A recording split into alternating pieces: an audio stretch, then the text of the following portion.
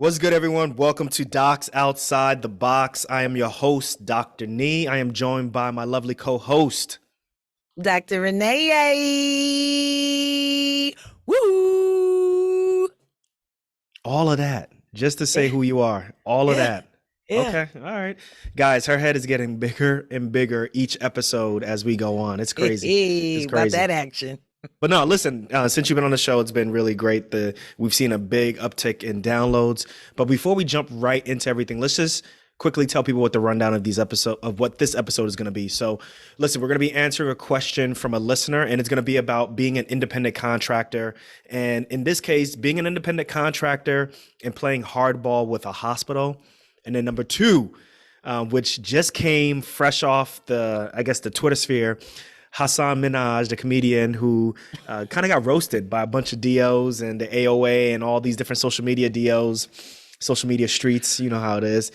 He put out a video kind of apologizing, I put that in quotes, apologizing for his comments, saying that being an MD is like Coca-Cola and being a DO is like RC Cola. And then we're going to jump into our sign out, and then we're going to call it a day. So Yeah. You ready to do this? We got a lot actually to talk about. Welcome to the party.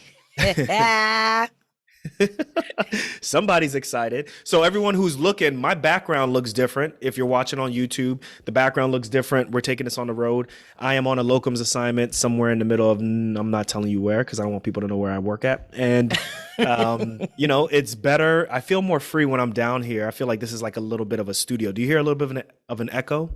Nope. You sure? I'm sure. All right, cool. So listen, let's jump into this. Let's jump into this. Wait. Before we jump into this, first want to say a big congratulations to you. What? For being named as one of the top 11 social influencers to follow on Instagram by Health Grades. That happened? Yes, that happened. What? Yo. So congratulations to you. Thank being you. number one on the list. Well, I don't think that was a ranking, but I don't say it's a ranking. Okay? I don't think it's a ranking, but listen, we trying to take our roses, we trying to take our flowers and smell them while they come. And I oftentimes think like when people give you props or when people say there's certain accomplishments that you've made and you kind of just say, let me dumb that down, or that's not all me. I think that's kind of the beginnings of imposter syndrome. You know what I'm saying? So listen, in that list, there are some heavy hitters on there. There are people who have hundreds of thousands of followers on IG in that list. And somehow, some way, they decided to have me on there. And I am much appreciative of that. So Health Grades, thank you very much for making Dr. Nee Darko one of the top 11 Instagram accounts to follow for doctors. So, I mean, like Dr. Mike's on there. There's a whole bunch of other different people up there. I feel really happy to be a part of that, and shows that, look, what me and you are doing is working. And then also for the listeners, this should be validation to let you know that Docs Outside the Box, you listening, you sharing, you writing in, you just laughing at what we doing is working, right? The message is getting out. So we appreciate everything that you do. So yay, round of applause. Round of applause, man. My voice is going out again, I guess. So yeah, don't blame it on my children, okay? Every time you come home, you get sick, and then you want to blame it on my kids. Yeah. But I hope it doesn't last as long as the last time I got sick, which was 2 months ago. 2 months ago, yo, it took me like 2 months. Yeah, it took me 2 months to get over it, and it wasn't COVID. It wasn't COVID, everyone. Nope. It was just the simple whatever, the petri organisms, the dish, whatever you want to call it, that preschoolers have. No, this was not on our kids, man. Are you sure? I'm sure. Are you positive? Not sick. They're not sick. Yeah, but their nose is running. I mean, just because their nose is running and they're not showing, like, they're not sneezing and they're not, like, they don't have a fever, doesn't mean that they're not carrying something, right? Like, that's the whole point of them being a petri dish. Pediatricians, write in and let us know, okay? Did you just cut me off and get loud on me? Listen, I'm the host of this show. Chill out. Slow down. I'm the co-host, Renee. Tag.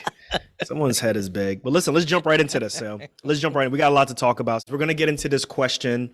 This is from a listener. He goes by the initials of DB. And I'm just going to say the theme of this has to do with boundaries as well as business. And he says, I'm a longtime follower of the podcast. Actually consider myself a day one. Renee, go ahead. Give me the sound effects. That's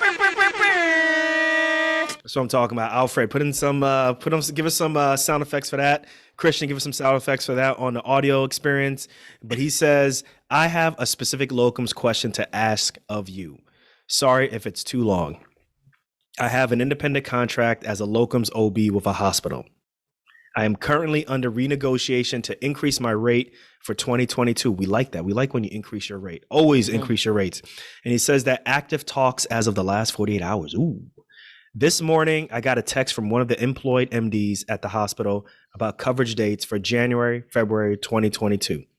In my mind, I think it's the hospital trying to see if I will accept the negotiations by scheduling dates for next year now.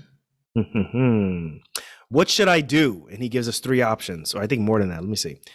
What should I do? Give them the silent treatment until negotiations are over. That's option number 1. Option number 2, tell the employed doc I cannot give dates until the contract is done being negotiated. That's option number 2. And then 3 is schedule dates. And if contract doesn't go as planned, just tell the doc that contract negotiations fell through and only fill 30 days worth as locum contract states. Thanks in advance. Sorry for the long DM. DB, this is a really good question. First of all, we appreciate you writing in, but this is a really, really good question. So basically, this is how much of a business do I want to treat myself like, right? And what are the boundaries? Who can contact me and talk to me about business? Is my relationship with the hospital or is my relationship with the employed doctors, right? Are we talking B2B or are we talking B2C? And just like when we had Dr. Guy, the question is as a business, as a locums, who's your customer?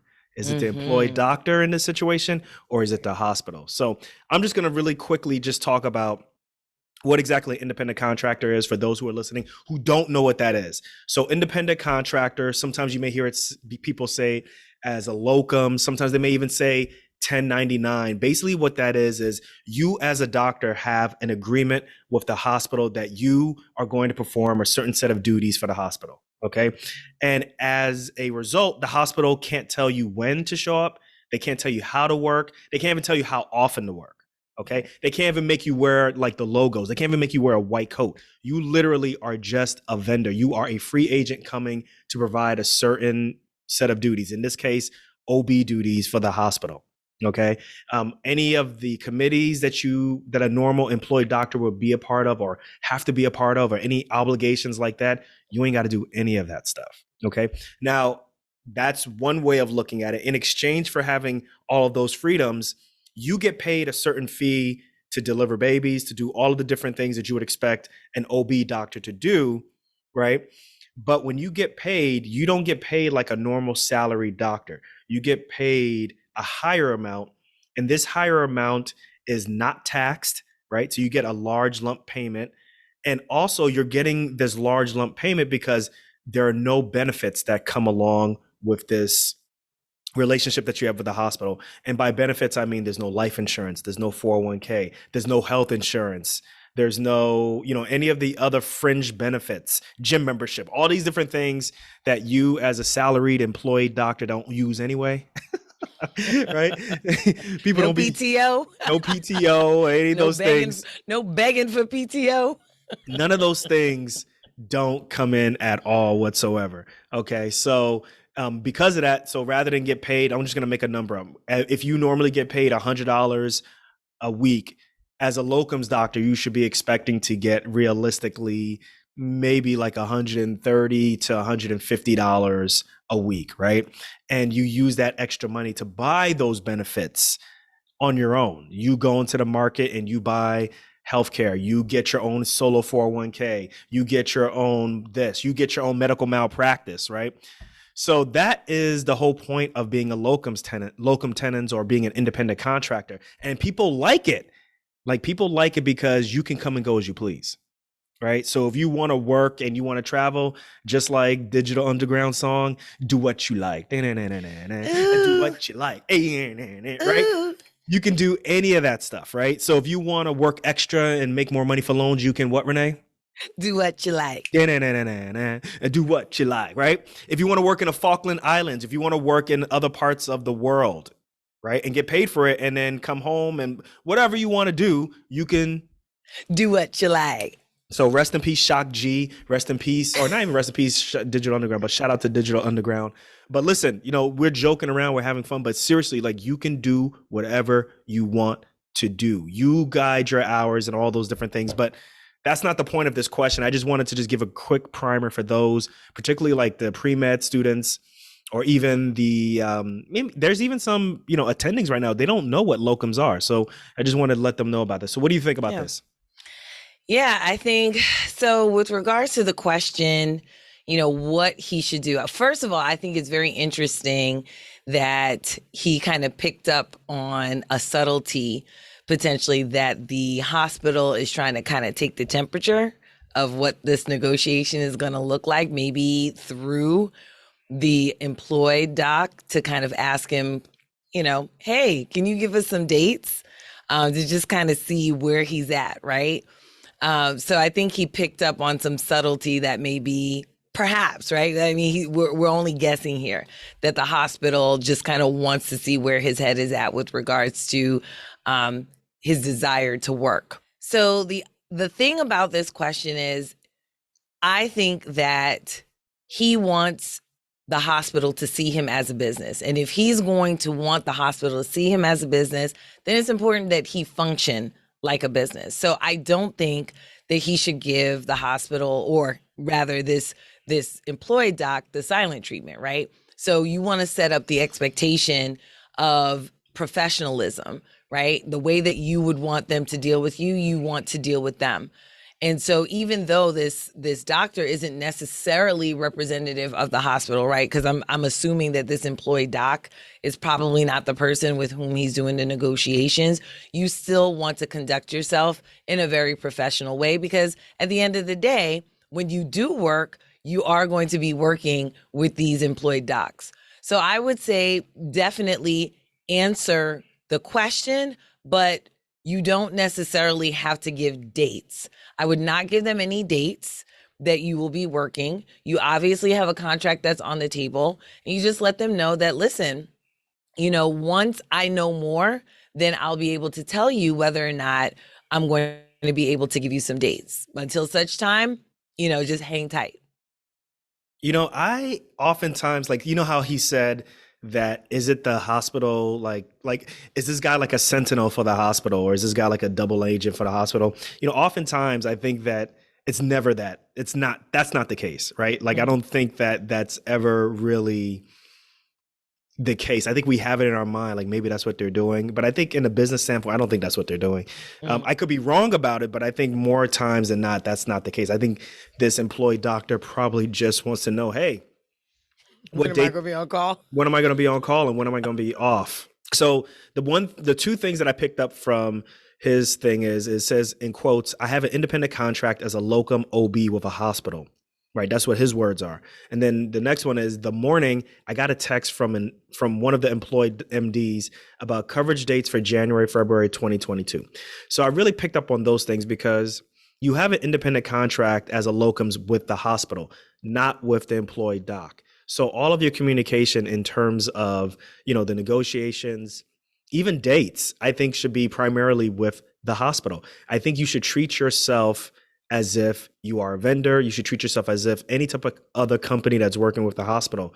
So, if there was a flood, and I use this example, if there's a flood in your room, you're not going to be able to call the plumber directly, right? You're going to have to go to maintenance, or you're going to have to go to housekeeping. And then that service goes and they call a plumber who comes in and does what they have to do. And you don't get a bill directly for that, right? That goes directly to the hospital. So I think you need to look at it the same way, bro. I think you need to look and keep your communications, how much you get paid, the dates, all of that stuff needs to be happening directly with the hospital. And there's an art. I agree with you with the communication standpoint. I would not ghost that doctor. There is an art to communication as a business. I would just tell them that, or tell the physician that, listen, it's, I can't give any dates until I solidify some things with the hospital. I think that's as far as what you say. Just like what you said also, I think it's just, you don't have to like let everybody know about your business. You don't have to let everybody know like, hey, I'm really trying to negotiate really hard with the hospital, or I'm trying to go up in the rates Right. with this. I'm not saying that that's what you're doing, DB. I'm just saying that like you can keep it very simple and just move on. And I think that's part of the boundary standpoint, which is, Right. you clearly state how you want the hospital as well as how you want other physicians to interact, not just with you, but you as a business entity. Because Mm-hmm. remember, they're not contracting with DB. They hopefully are contracting and paying DB LLC or whatever your name of your LLC Right. is. So if they were to call a locum tenens company, they're not going to have, the hospital won't have their doctor calling the locums company. Like whoever Mm-hmm. is in charge of the service line is going to be calling the locums company saying that we need these dates and so forth. The other thing that I want to say is make sure you understand your current contract, right? I think it's really important to understand certain things like, you know, you mentioned that you have to give them 30 days before you cancel. So you're coming really close up to, I think you've already passed the deadline on January. But in terms of February, you're getting really close where you can cancel without having any type of, what's the word I want to use? Any type of penalty or have Mm-hmm. to pay something. So it's really important that you understand that. Also understand, what are you willing to do if you don't get what you want? I think that's Right. really important. That's one thing we never covered. So if you don't get the raise that you think you deserve or that you think you should be getting, is this a, okay, we're not going to reach any agreement? That means I'm not working starting in January, like January 1, I am not working. Or if you don't get the pay increase, does that mean that you're going to work an additional 3 months maybe, or an additional 6 months until you find another gig? So I just think you got to be really clear as to what you're going to do if this doesn't work out. Obviously, if it works out, this is a different story. This is a moot concept. But I do think now that we're getting to January, we're getting to February, I think you have to be really clear as to what your next frame of what's your next stance going to be if you don't get what you want. And I think that's another way where you can start letting down what your boundaries are. If they're not paying you the way how you want to be paid, then do you show up, right? If a plumber comes to your house and you don't give them what they are charging, you're going to have a problem. So it's the same way as a locums. Yeah. No, I think that's sound advice, honestly. But yeah, I think, like you said, boundaries, being a business and setting your boundaries is going to be really, really important here. And just understanding that, again, the expectation that you set up, right, for yourself is going to show when interact with people. And you want people to have that expectation of how they're going to be interacting with you. And that is both business and boundaries. So, yeah, good luck with the negotiations, DB. Yeah, good luck. I'm sure you're going to kill it. And I hope you get what you want. I hope you get what your Yeah. value is, and, we'll go from there. Let So, us know. Let us know. oof. Okay, so you ready to talk about this one? This one is about Hasan Minhaj, who I actually think he's a really good comedian. I really enjoyed his show on Netflix. I really enjoyed when he was on, I think it was The Daily Show with Jon Stewart. And wasn't Then he he had on the with, Patriot. Then he had the Patriot Act. that was the one that was on Netflix. Yeah. Mm-hmm. But I think he's a funny comedian. I've seen his stand up, but he got into some trouble, quote unquote, quote unquote, when he was talking about he was having, him and his wife were having some reproductive fertility issues. Found out that it was him who was the culprit, and he was seeing a friend who is also a doctor, who is also a urologist, who found out that there was some issues with what was going on with his men down there. You know what I'm saying? So he was joking around, and then he kind of brought up during the Jimmy Fallon show that Mm-hmm. he was shocked to find out there were two different types of doctors. There's obviously MDs and DOs. And he's joking around and saying that, obviously he grew up knowing that MDs were just MDs, right? And then finding out DOs, and the guy explained it to him, his friend explained it to him. He likened MDs to Coca-Cola and DOs to RC Cola, right? And at the time, I was like kind of like, I was laughing. I was like, all right, whatever. It's not that big of a deal. But I was like, I could see this being an issue. That I was like, this is gonna Yeah. be a problem, right? Afterwards, woof, them Twitter streets, Yo, he got flamed on Twitter, right? And so many people were like all these different social media people were out there from different social media doctors. The AOA was going after him. All these different people like, dude, like you don't know what you're talking about. How can you say this? Like, actually DOs are not like Coca-Cola or cola at all. We're like clear smart water and all this other stuff. And after all Smart water. after all this time, months later, he finally released yesterday. Depending on when you hear this episode, it came out, what's today's date? Today is December 12th. But he finally released it either today or the day before on Twitter, a response. And his response basically is, listen, I did the research. I understand that there's a difference between DOs and MDs, and I understand that they are amazing doctors. But why are you focusing on the MCAT so much? Right? Like he basically is apologizing in his comedic way. And he's just saying, hey, listen, like, what's the big deal? Right? Like you are making over $200,000. This is his words. You're making over $200,000. You're helping people. You're doing great things. Like instead of focusing on my joke, why don't you focus on like why are you focusing on the MCAT score? Like this not this big. It's not that big of a deal. Well, let's put that into context, right? Because the reason that he's bringing up the MCAT score is because he specifically said in his apology that if you're a DO, you didn't do as well on the MCAT. And that's why he got into DO school, right? So that was part of his quote unquote research that he did. So, and then, I mean, honestly. And this is a 10-minute video. Oh yeah, absolutely. So, and it's not just a 10-minute video, it's a 10-minute video of his stand-up. So he's actually saying this to an audience, like an audience full of people in a big auditorium. So I suspect that the MCAT, that the MCAT comment is also going to come back at him because, people are going to be like, well, what do you mean? I got into both MD and DO schools and I chose to go to a DO school and whatever. But yeah, this was really, really interesting. As far as jokes go, like, listen, anytime you're going to make a comparison of something where you say that something is, above and something else is below, as far as jokes go, like let's just take jokes in general. That technically is probably a good recipe for a joke, right? To be like, this is good and this is not so good, right? That's probably a good recipe for a joke. What happens though is what do you put in that recipe? And that's what actually decides whether or not the joke is funny, offensive, or even has some implications, right? So I'm comfortable in my skin. I'm a DO. I chose to be a DO. The fact that he said, oh, MDs are, Coca-Cola and RC Cola, I'm actually not offended by that. I'm comfortable in my skin. I understand that there's, still a stigma out there with, MD versus DO and stuff like that. But honestly, if I were really that concerned with the stigma as a pre-med student who did get accepted into both MD and DO schools, what would I have done?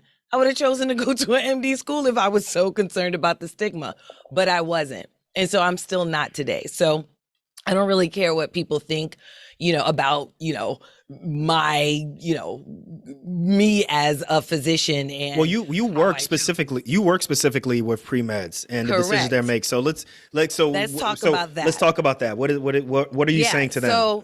So here's the thing. Here's where I say it depends on what you plug into the recipe.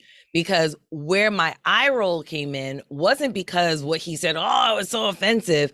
It was because what he said has implications. Yeah. Because the stigma is actually real, right? Like it's a real stigma and people are actually making decisions to become or not become certain types of physicians based on societal views of what an MD is and what a DO is. And working with pre-meds, I get this question constantly about the stigma of, being a DO. And so when you're pre-med, you don't understand. Like you know that the stigma is out there, but you don't really understand the day-to-day interactions that you're having with patients, with your colleagues and things like that, such that the stigma doesn't hit you every single day. You're not like, oh, you're a DO every single day. Like you're just like working as a doctor. Your patients probably don't even know, just like Hasan Minhaj said, right? He didn't even know his doctor was a DO Right. until that moment. And so now it becomes this thing where I have to constantly, again, go back, reassure, students that, listen, this stigma is out there because people are ignorant and they don't know what they're talking about. And so when you have somebody like Hasan Minhaj talking in his ignorance, about, RC Cola versus Coca-Cola, now I have to roll my eyes because that's more work for me. Thank you very much, Hasan Minhaj. You know what I mean? But I like your approach, because a lot of people, when they come at him, they're coming at him like they expect him to know. It's like, dude, like he's not applying to medical school to the point where he recognizes what the implications are.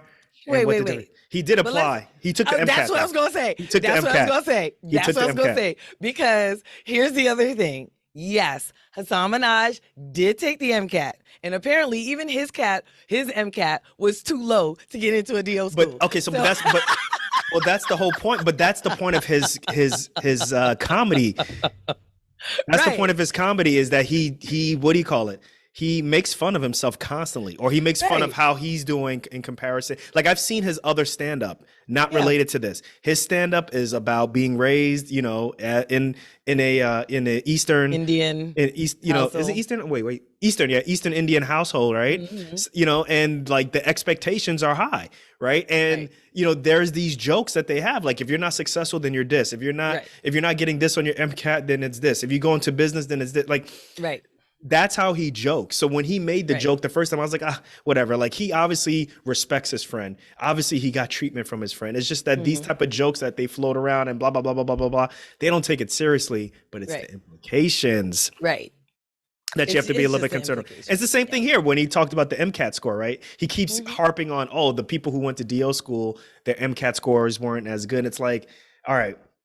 Does he really understand? I'm sure he really understands, but I think he's kind of like, I still got to make a joke out of this, right? Absolutely. Right. It's like the whole Dave Chappelle thing, right? It's like the whole Dave Chappelle thing, and people saying like, dude, like, you're making all these jokes about the LGBTQ plus community, and he's like, well, like, I have a major issue with what you're doing with X, Y, and Z, but I'm gonna make it funny on this term, this term, this term, this term. Right. I'm not saying it's the same exact thing, but I think what he's saying is, look, I'm a comedian. First of all, why are you taking what I'm saying so seriously?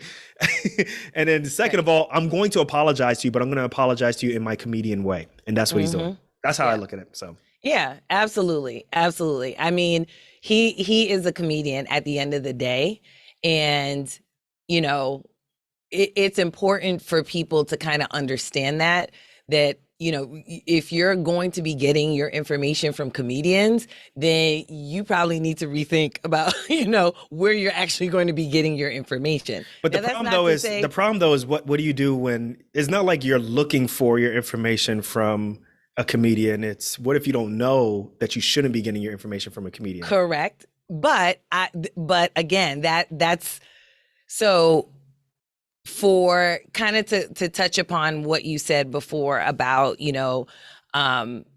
people expecting for him to know, right? People expecting for him to know, right? So I don't expect for him to know the difference between an MD and a DO.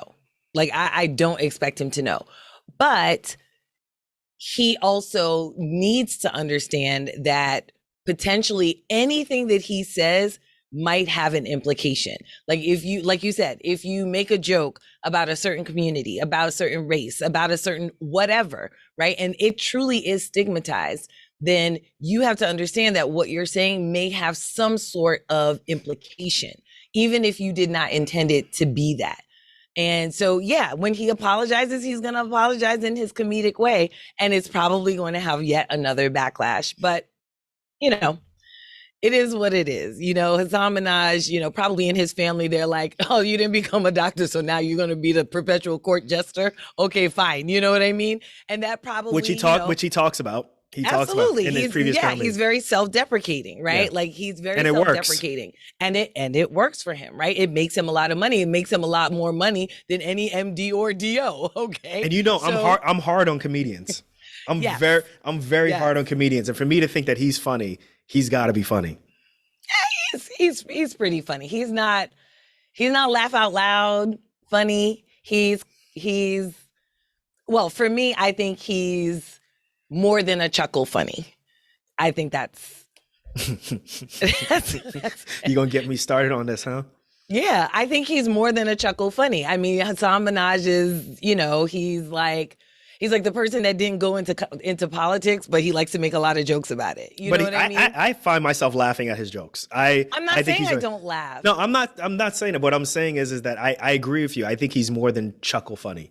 Yeah. And he's not like, I don't like satire funny. I don't like, for me, that doesn't work for me. I don't like witty, just like, oh, that's just witty and that's funny. Like, I don't like dry humor funny. It's just not funny to me. Like, I feel like I need to laugh. Like, I need to bust a gut. I need to have some stitches leaving. Although he won't give me that. Although he won't give me that. It's not like Marty Ma, like Martin Lawrence or Chris Rock back in the day, or Eddie Murphy. Right. But he's good. But I do think you bring up a really good point. And my thing is like, dude, like if you're gonna take this long to come back with a response, and it seems like he was taking time to explain what happened. So basically what he was saying is that when he was supposed to go on Jimmy Fallon, he was supposed to have more time to talk. And then at the last minute, they told him that, no, you're only going to have, this condensed period of time. So everything that he said had to be really condensed. And that's what caused this. I don't believe it. I still think he would have said this, but it doesn't matter. Yeah.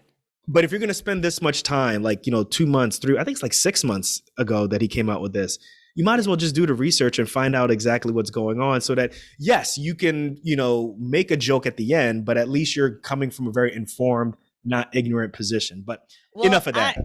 I do think before we stop on that, I do think that he actually does do his research. He always does his research. Right. That's what I'm saying. I think he does do his research, and that was his conclusion still. You know what I mean? Like we have to kind of hold people accountable to when they say they read information and they interpret information a certain way, that this is the way that they've interpreted the information, regardless of, whether or not we agree with their interpretation or not. But for me, I think, yeah, he's someone who came up with the Patriot Act, right? Which requires tons of information. A ton of research, yo. A lot of research. So there's no way that he didn't research thoroughly this one little topic, of MD versus DO. And you're right. I got you. That conclusion anyway. So, listen, Hasan Minhaj is not sitting on any admissions committee. Okay.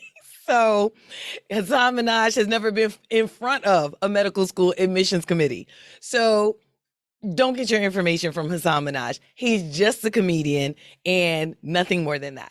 This is entertainment. So this is entertainment. Exactly. I think the learning point that I got from this is in the beginning of the video, he showed so many different video snippets from doctors who are on social media, whether they're on Instagram, YouTube, everybody who was doing some type of review or some type of reaction video to what he said. And he put it in the video, which lets you know that he's paying attention, or at least his team is paying attention.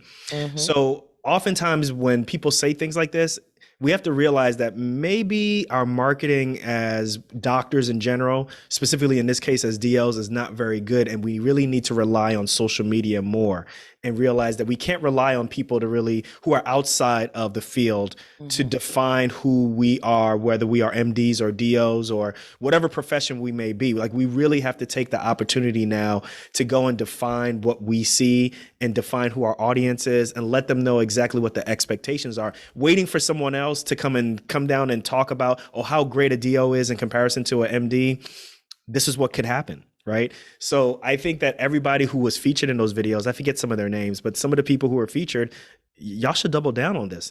Keep putting out more stuff on social media. People are paying attention. He's paying attention. And I think this is the best way in which you communicate with your patients. This is the best way that you communicate with public. And social media matters, yo. Yeah.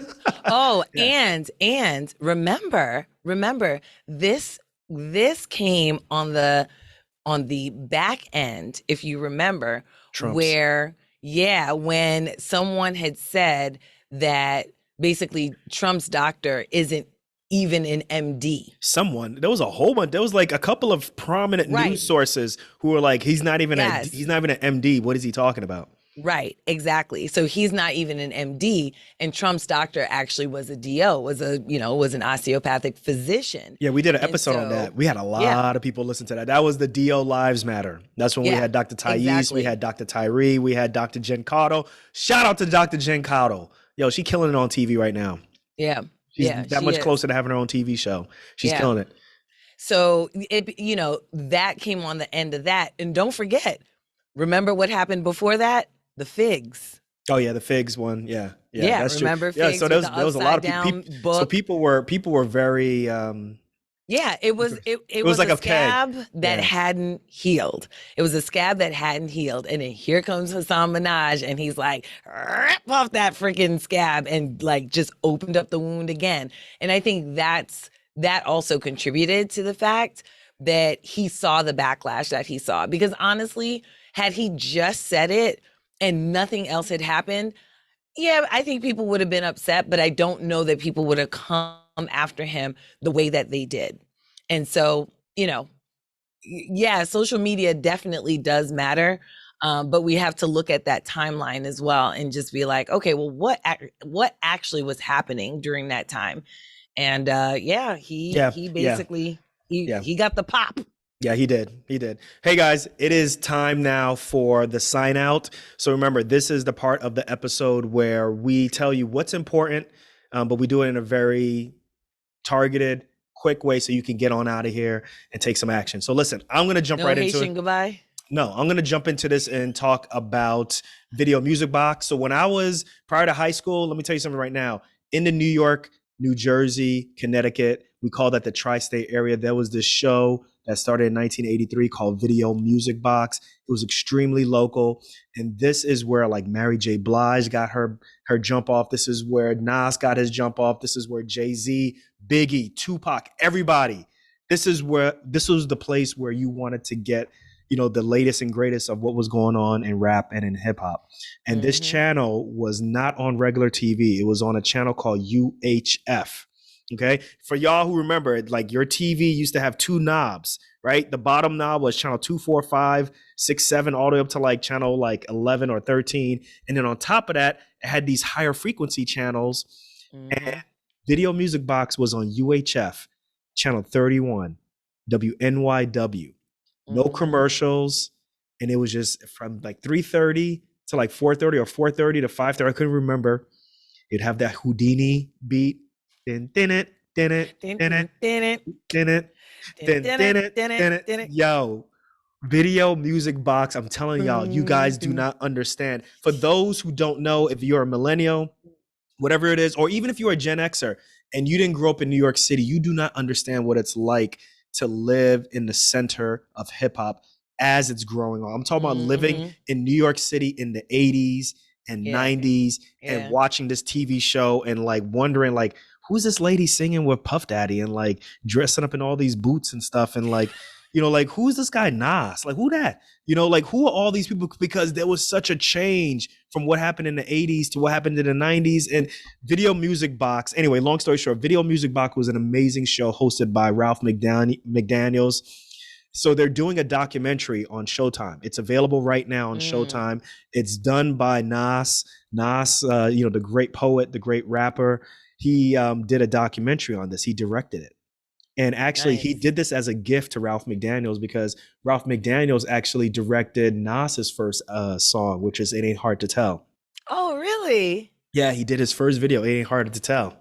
I So didn't know yeah, that. so this show was predates Yo MTV Raps. Oh, It yeah, predates all of those things that you know about. It yeah, predates all of Rap City on BET. It predates all of that stuff. And the yeah, reason I said there was no commercials is how do you get paid? Right? right. There's no commercials. There's no way for him to get paid, but he figured it out. Him and his team figured out a way to just start hosting parties. Like if you watch some Yeah. of the old footage, you'll see him interviewing Biggie Smalls, interviewing Mm-hmm. Jay-Z, interviewing all of these people, different people in clubs because he would host these parties. They would get paid, and then he would use the money to fund the TV station. So, or Wow. at least this TV show. So, Right. Yeah. Yeah. Yeah. You remember Innovation. Video Music Heck Box, yeah. I right? used to run home to watch Video Music Box. Dun, dun, Please. dun, Then you go to school the dun, next dun, day dun, and you dun. like, sing the latest song that just came out. I mean, it was amazing. I think Amazing. remember Murder She Wrote with Shaka Demus and Pliers. That was the first station in the United States to play that Hmm. video, Yeah. right? So it I was a believe huge it. hit. Yeah, Murder She Wrote was on that Murder, station. She Wrote. Not Angela Lansbury, Murder, She Yeah, Wrote. man, they know that. Come on now, Well, give not our audience everybody credit. knows that. Give our audience credit, yo. But Not everybody knows the that. other thing that you probably don't remember, you may remember possibly, but if a lot of people don't know, the term shout out came from Video Music Box. Remember? Oh, Shout out. I want to yeah. give this person Like a a shout shout out. out. I want to give a shout out to this. That started on Video Music Music Box. Box. Yep. Wow. So yeah, I mean, there's a lot of history with this show. I'm super excited that it came Yeah. out. He's got a lot of footage. Guys, I'm telling you, this wasn't a 1 week, one show per week show. This was Monday, Tuesday, all the way to a Friday.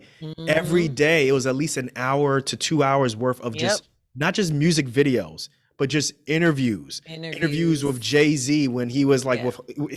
when he was rocking those Hawaiian shirts.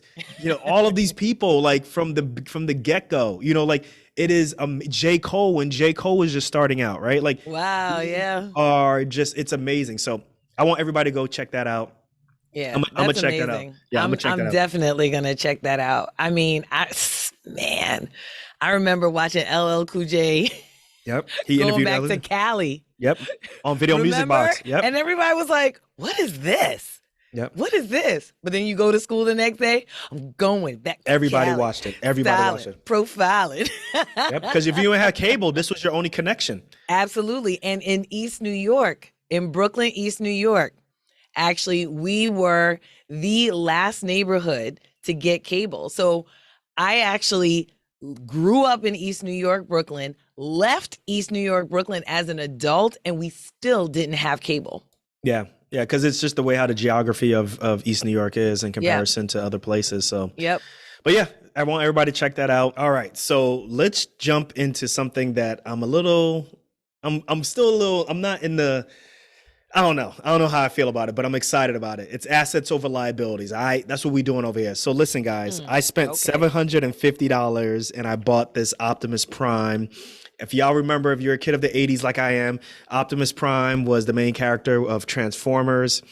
And Hasbro has kind of brought this back. So they created this toy or model of Optimus Prime that is a little over a foot long. Right? A little bit more than that. And it completely transforms, just like you saw in the cartoon and you envisioned with those stupid toys that didn't do any of that stuff in the 80s and 90s. Well, this one transforms all the way from a car on its own, all the way up, and it walks by itself. It fights by itself. You can control it with your cell phone.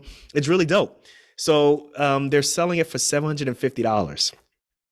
And I saw that when you had the opportunity to buy it, you were only able to buy one version of it. That's it. You can only buy one. And I knew at that moment, I was like, wait, this might be a collector's item. So what I did is I used a different email address and I bought another one. So I spent a total of almost $1,600. And I have these two things that toys. It's an oversized toy. Mm-hmm. But here's the redeeming thing. And now I'm like, yeah. So this is basically a collector's item, y'all. So I went to eBay. Each one, if you don't open it, each one is selling for at least $1,000. And there are other vendors who are selling it for like $2,000. So boom, just like that, I made a profit. So what do you say? Do you have the money in your hand? How you like me now? Do you have the money in your hand? But that's what I want to know. I look at it. I want to know. I look at it the same way as a house that has a bunch of equity in it. Really? Really? So what do y'all say, everyone? What do y'all say? You don't even, but if you buy a house, a personal house, right, that has equity in it, at the very least, you get the value of living in the house.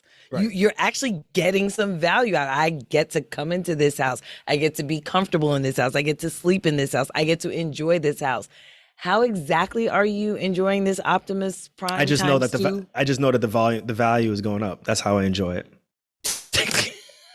Okay. Yo, why don't y'all? I'm gonna put the link in the show notes for everyone to take a look and see. It's dope. I love it, but I'll Are never you going to enjoy it. sell it? I will eventually sell it. I'm not gonna open it, so I'm You're gonna never sell it. you're never going to sell it because your enjoyment is in knowing that the price is going up. So you're actually never going to sell it. So you're actually never going to make that money back. Hey, listen, it's all about assets over liabilities over here. It's all about building equity. That's what we do here on Docs Outside the Box. Listen, the last thing in the sign out is I got to give a shout out to my mentor, Dr. Kenneth Wilson. He is the medical director at the University of Chicago's Trauma Center. Listen, y'all, this is real trauma. We are talking 41% penetrating. Anybody who knows anything about trauma numbers, like it's That's usually crazy. like 92%, 93% blunt trauma and only like 8% penetrating. So imagine 41% of the trauma admissions that come in are penetrating knife wounds and stab wounds. They're doing amazing work on the south side of Chicago.